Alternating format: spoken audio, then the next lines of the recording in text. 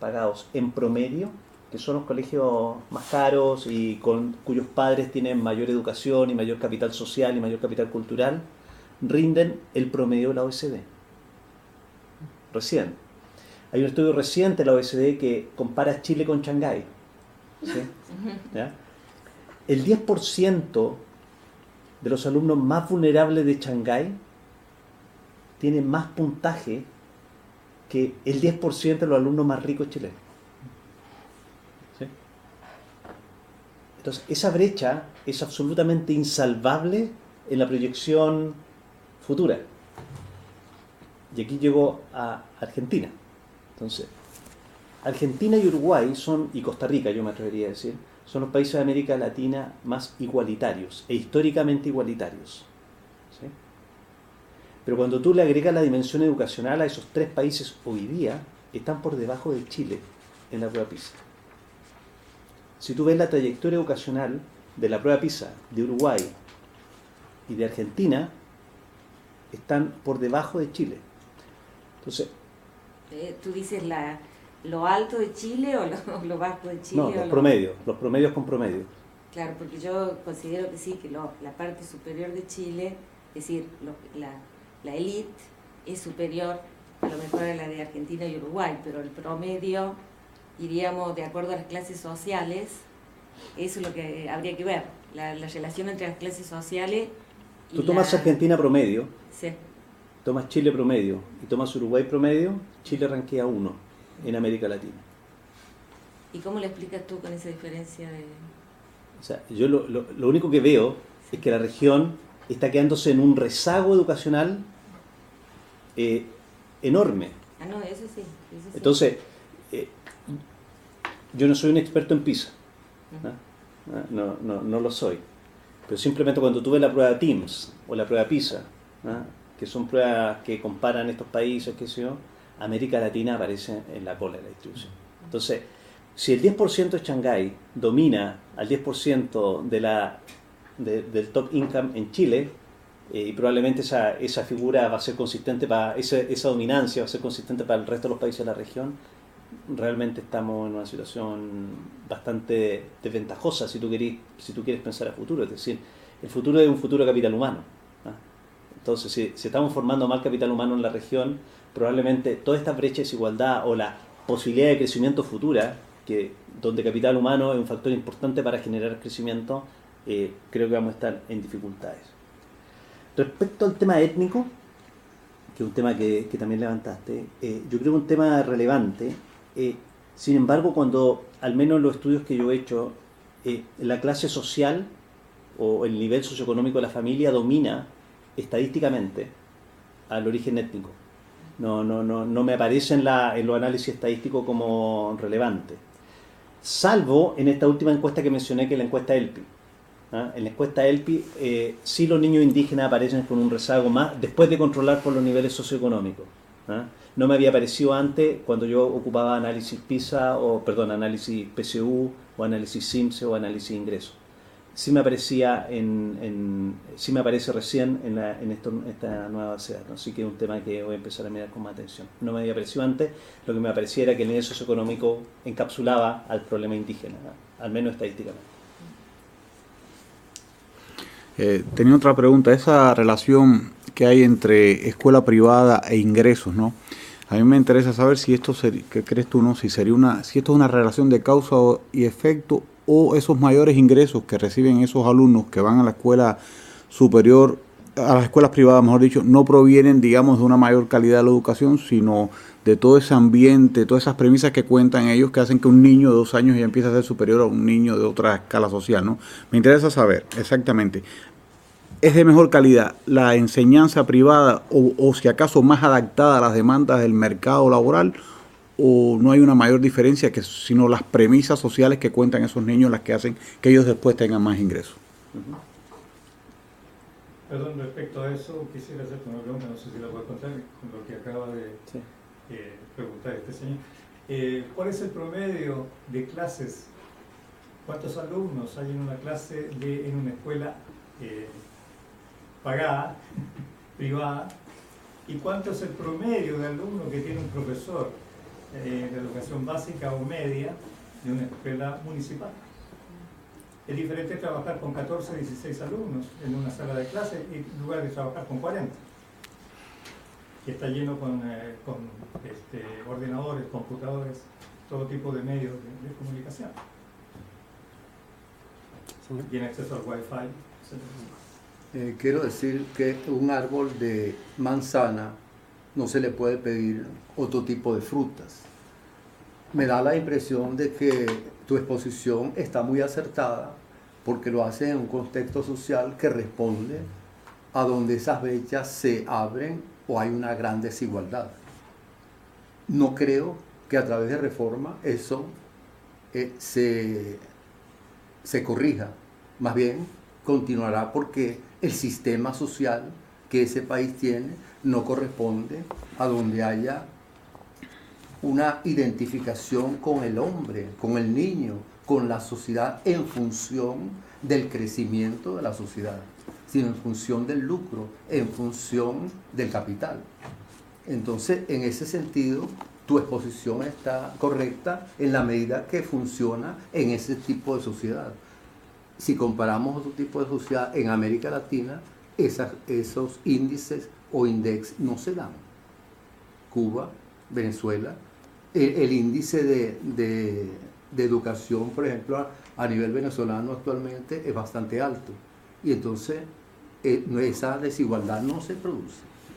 Mientras que en países como los que tú has nombrado, generalmente se va a existir esa sociedad, porque inclusive en las escuelas, en las universidades, forman a esos profesionales o a esos alumnos en función de la producción del capital que ellos generan. O sea, creo que deberíamos tomar en cuenta el modelo social.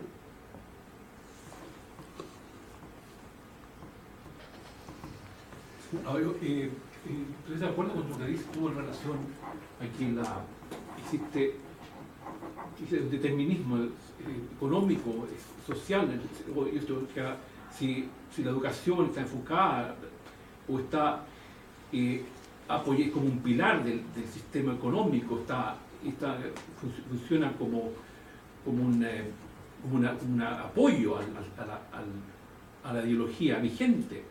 Sin duda, existe esa inercia se va a reproducir, se produce todo el tiempo en relación a los intereses económicos.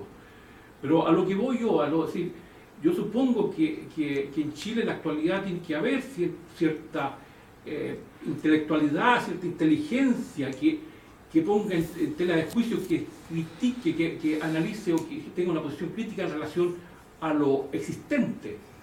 Entonces yo una pregunta, porque yo no estoy en Chile, tú estás en Chile. ¿Qué posibilidades ves tú de que exista? Porque en este círculo vicioso en el que ha caído la educación chilena, seguro que tiene que haber la energía del cambio. Entonces, de un cambio en relación al contexto, a lo que es Chile, al contexto histórico, a lo que es Chile geográficamente, a lo que es étnicamente, a lo que es la realidad, no una realidad ficticia que nos presenta el Hollywood o el Pato Donald. Porque eso, es decir, hay muchas divergenciaciones culturales que Hollywood es responsable.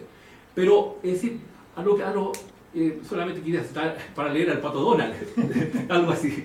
Entonces, hay mucho de eso, como te dijera yo, sería interesante que alguna vez los chilenos que viven en Chile establecieran un diálogo con los chilenos que viven fuera de Chile, para poder crear, para poder soñar, para poder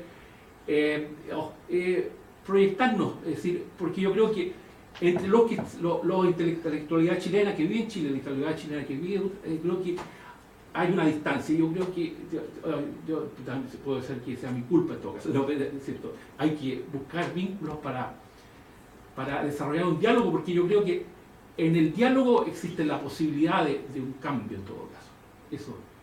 Pero yo espero que tu visita a Suecia te dé nuevas luces.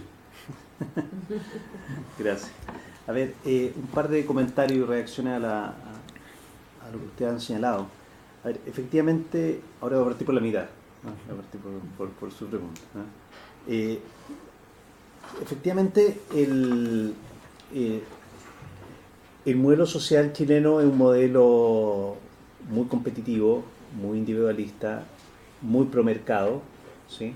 Y eso existe en todas las dimensiones sociales, digamos. Entonces, ese modelo naturalmente le ha dado muchos éxitos a Chile en algunas métricas y le ha dado bastantes problemas en otras, como por ejemplo acá, digamos. O sea, el país está insatisfecho con sus niveles educacionales alcanzados y con las brechas que esto exhiben en términos educacionales y de ingresos. Entonces, efectivamente es una dificultad y por lo mismo existe una crítica dentro de la discusión política hoy día en Chile que es relevante y que si yo fuera un intelectual que está afuera, yo la miraría con atención. Yo la miraría con atención por lo siguiente, porque cómo ganó la presidenta Bachelet la elección es con una reforma, con una promesa de reforma significativa. ¿Sí? ¿En qué?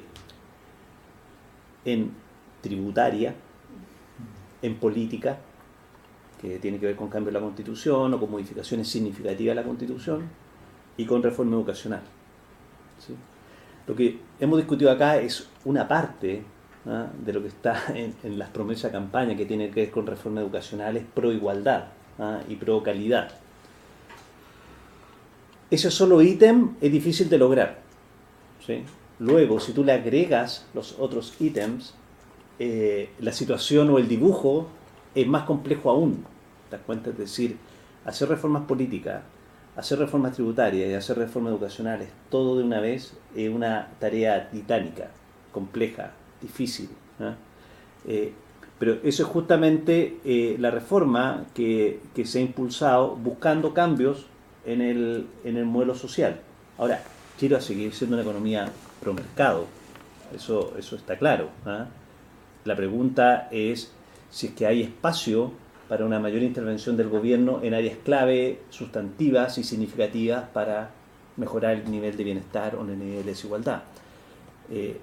Y eso va a pasar por una eventual aprobación de una reforma tributaria que tenga los efectos deseados, que lo vamos a ver después, una eventual aprobación de una reforma educacional que tenga los efectos deseados. Y además, con toda la complejidad que esto tiene, porque muchas de estas reformas dan frutos para la próxima generación. Por lo tanto, los tiempos políticos son complejos de administrar con reformas de esta magnitud. Ahora, yendo a tu pregunta,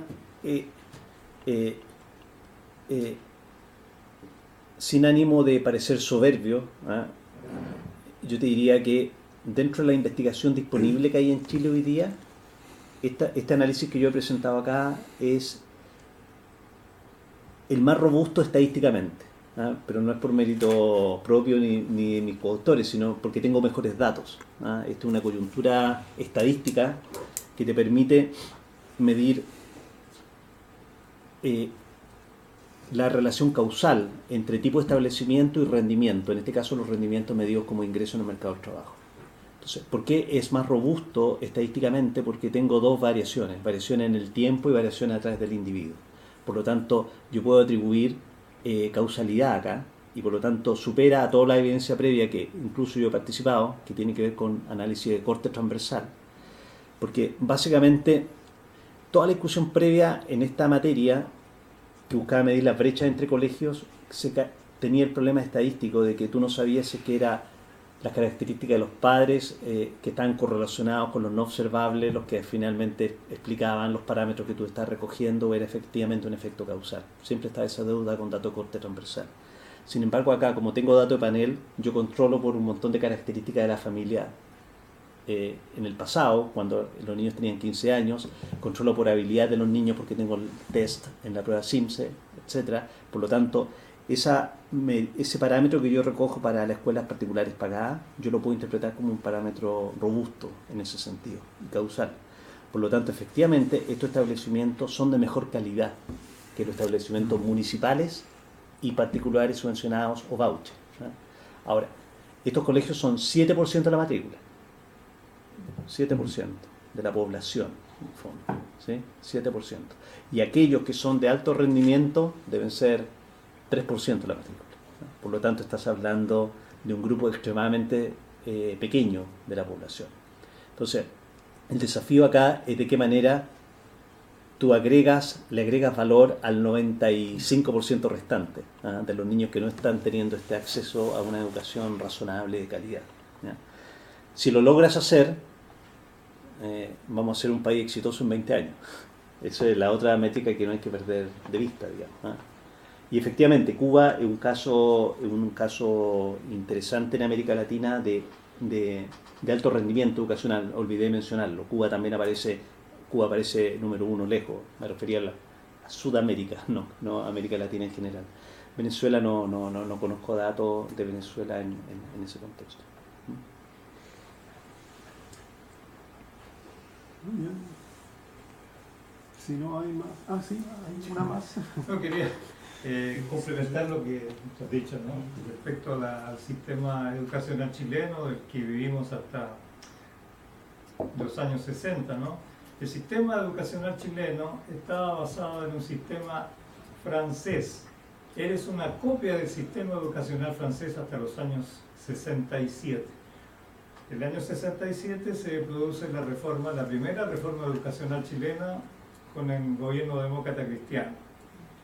Y posteriormente, el año 72, también se iba a hacer una reforma educacional profunda en Chile, con la instauración de la ENU. La ENU era, no sé si... La Escuela Nacional Unificada. ¿Qué significaba esto? Que la educación básica se iba a prolongar en un año más. De 8 años iba a ser de 9 años.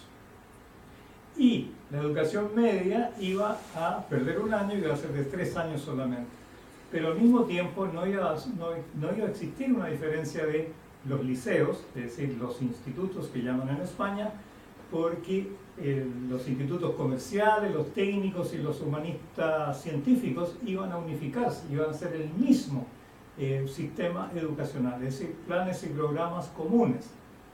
Al mismo tiempo, esto significaba que los alumnos de la escuela básica y de la escuela media, de la educación media, iban a tener prácticas laborales. Iban a salir a los chicos un par de semanas o 2 o un mes quizás a hacer prácticas en industrias, en empresas, correos, lo que fuera. Esto es exactamente lo que existía en Suecia antes de las reformas que se han hecho aquí en este país. Es decir, iba a ser una copia más o menos del sistema educacional sueco de aquella época. 9 años de escuela básica, 3 años de escuela media. Pero, aquí viene el gran problema. En primer lugar, ¿quién se opone a llevar a cabo esta reforma educacional? Es, en primer lugar, la Iglesia Católica. La Iglesia Católica se opone a la ENU. ¿Por qué? ¿Por qué razón? Porque muchos alumnos iban a tomar contacto con obreros, con trabajadores, y se iban a imbuir de ideas socialistas, comunistas. ¿Cómo era posible que los chicos iban a ir a estos lugares de trabajo? En segundo lugar, ¿cuál es la segunda institución que se opone a esto? La Armada de Chile. La Armada de Chile se opone, a partir del año 72, a esta reforma educacional. ¿Por qué? La Armada chilena es una fuerza armada de élite. Es una casta militar, claro. Superior, ellos se sienten superior al ejército y a la aviación, y a los carabineros, por supuesto. Los carabineros son los últimos. Entonces, ¿qué ocurre? Que también ellos iban a sentirse afectados por estas reformas educacionales, porque también los institutos castrenses iban a verse obligados a seguir los planes y programas de estudio comunes que iban a existir. ¿Y quién fue? La Armada va a ser también el promotor, va a ser el instituto que va a promover el golpe de Estado en Chile, antes que el ejército. Fue la Armada de Chile que produce el golpe de Chile, que llevó después al ejército y la aviación y a carabineros posteriormente. Es eso. Entonces, de ahí vienen muchas cosas que también se intentaron hacer estas reformas en Chile, pero por razones políticas no se pudieron llevar a efecto. Vino el golpe al año siguiente y esta ENU se archivó. La ENU recibió fue alabada por la UNESCO de aquella época, cuando se iba a llevar a cabo. Existía una revista, creo que no sé si existe todavía, que se llama El Correo de la UNESCO. No sé si existe todavía. Y ahí apareció un artículo en el año 72 que se alababa la ENU en Chile, pero que no se pudo llevar a cabo. Era para complementar lo que quisiera hacer una cosa. Yo, en relación, hace algunos días yo escuché a una intelectual afroamericana que está muy cerca de Obama. Entonces ella habló acerca de la situación de las minorías étnicas o de los afroamericanos. Es decir, pero realmente a mí se me cayó el pelo realmente, porque yo pensaba que había llegado a mucho, el desarrollo del grupo étnico afroamericano había sido mucho mejor, pero ella con mucha autoridad y con pruebas dice que, bueno, ellos se han liberado hace 50 años, que la esclavitud en realidad, en forma abstracta, terminó hace 50 años en Estados Unidos. Y que las diferencias que el determinismo social es terrible en Estados Unidos. Y cuando tú muestras un poco la situación de Estados Unidos, de que está en una situación de desarrollo más alto, yo supongo que se refiere, según los datos que yo tengo, tiene que referirse a estos grupos, a las castas sociales que existen en Estados Unidos, porque o a los blancos que existen en Estados Unidos, pero no al pueblo, o sea, al pueblo de origen africano, o de origen latinoamericano, de origen, porque todo esto se habla, Estados Unidos dice, hoy somos todos aquí el mejor país del mundo, que hemos hecho todos juntos, que nos hemos acrisolado y hemos creado la potencia más grande del mundo. Pero parece que esto es una mentira así del porte de un buque. Pero fue interesante escuchar, incluso fue en un programa hace 2 semanas, en Agenda fue el programa, donde habló esta señora, que hace un análisis, pero a mí se me cayó el pelo realmente, porque yo dije, ¿cómo puedo ser tan ignorante? Pero fue interesante en todo caso, porque un comentario en relación a la dinámica social norteamericana que ellos presentan seguramente, pero que no corresponde a la realidad, es decir, para todos los norteamericanos. Me dejan una última pregunta entonces. Yo me llamo Jan Hartzel, vengo de 2 meses de estar en Chile. He vivido en Chile 20 años, de niño y de adulto, y quiero que usted nos... ¿qué consejo podría usted dar al actual presidente Bachelet por la situación actual ahí? Ahora, con su problema, ganó las elecciones con 51% contra 49% por la cuestión de la educación académica gratuita para un grupo bastante pequeño en Chile. Después han habido encuestas ahora donde los chilenos quieren, 63% quieren salud y 35% dicen que hay que invertir algo en la educación. Y usted ahora, en pocas palabras, ¿qué es su consejo para que ella resuelva su problema? Porque y encima de eso, una reforma tributaria que es terrible, que hay 200 protestas en escrito en contra de lo que ella ha propuesto. Y cómo ella no ha ni hablado de esa desigualdad. Solamente las dos cosas, de aumentar los impuestos y darle una educación académica a un grupo limitado que ha gritado mucho. Pero lo que usted ha presentado aquí, esto hay que ser desde el principio, desde los 2, 4, 6, 8 años. Y eso no darle a algunos una educación gratuita académica. Eso no resuelve eso. ¿Me entiende? ¿Qué es su consejo a la señora Bachelet? Para terminar una pregunta. O sea, tú me preguntaste sobre un silver bullet para educación y usted me pregunta sobre un silver bullet para todo. Es más complejo todavía.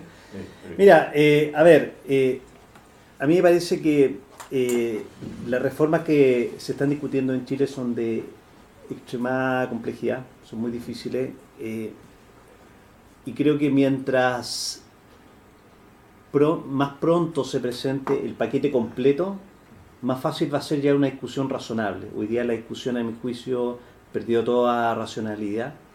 Hay mucha polarización y hay mucha agresividad en la discusión. Por lo tanto, creo que ese estado genera inestabilidad, desconfianza, ¿cierto? Y también no sé, en América Latina esa situación generalmente termina en situaciones mucho más reaccionarias. Entonces creo que hay que ser cauto con cómo se está llevando la discusión. En particular, a mí me parece que mientras antes se presente el plan completo de reforma de la educación, va a ser útil para estabilizar la discusión. Por ejemplo, mucha gente alega que efectivamente el programa le va a dar educación gratuita a los estudiantes universitarios, que son los que al final son más ricos y por lo tanto es regresivo, ¿no? Y una mala política pública habría que invertir en preescolar, como estos gráficos sugieren, digamos. Pero efectivamente, yo he hablado reiteradamente con el ministro Izaguirre, que está conduciendo la reforma educacional, y esta situación de financiamiento en la educación terciaria es distinta a lo que se lee en la prensa, ¿no? Por eso creo que mientras antes se comunique, más claridad va a dar para la discusión. Entonces, el financiamiento de la educación terciaria gratuita va a ser para los deciles más pobres y va a ser para las universidades acreditadas, ¿sí? Por lo tanto, eso ya focaliza y reduce el uso de recursos, si tú quieres, que se gasten de manera menos eficiente en la sociedad. Segundo, viene un plan importante de educación preescolar, que es donde debieran gastarse importante cantidad de recursos. Por lo tanto, yo diría que mientras no se comuniquen todos los elementos de este puzzle, da tiempo y da lugar para las especulaciones y para los temores y la desconfianza. Entonces mi recomendación sería acelerar el anuncio al menos, o el bosquejo de estas políticas, y tratar de adelantar lo que es la discusión de la articulación de las mismas, que esa es una discusión posterior y que es compleja. Creo que cuando uno vea eso, la discusión tributaria se puede aliviar en términos de que si la gente ve que una fracción importante de los recursos de educación preescolar haya mejor disponibilidad. ¿Te das cuenta? En ese sentido creo que un claro mapeo de cuáles son los problemas y cómo se van a afrontar creo que va a ayudar. Hoy día se han presentado solamente unos pocos titulares y por lo tanto la gente tiene temor respecto a lo que se va a hacer con la plata en los otros sectores. Ok, si no hay más preguntas y comentarios, entonces ha sido muy interesante. Bueno, muchas gracias a ustedes, espero que le haya sido de utilidad. Gracias.